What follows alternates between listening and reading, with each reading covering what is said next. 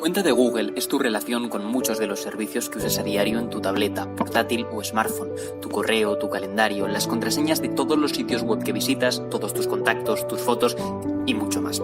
Por eso, hoy te enseñamos 3 sencillos consejos y configuraciones con las que hacer que tu cuenta de Google sea más segura. Todo empieza, obviamente, por el acceso a tu cuenta. Una buena contraseña es esencial, pero puedes volverlo todo más seguro activando la verificación en 2 pasos.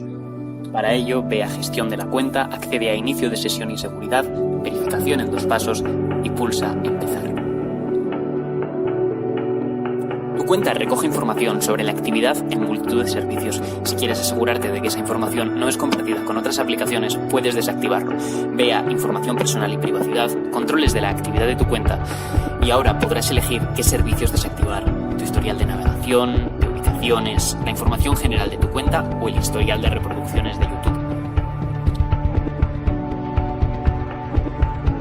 Hemos visto que puedes limitar la información que se guarda en tu cuenta de Google, pero también puedes desactivar directamente algunos de los servicios que tienen acceso a ella. Para ello, accede a Preferencias de la cuenta, pulsa en Eliminar servicios de Google y selecciona qué aplicaciones y servicios quieres que dejen de tener acceso a tus datos.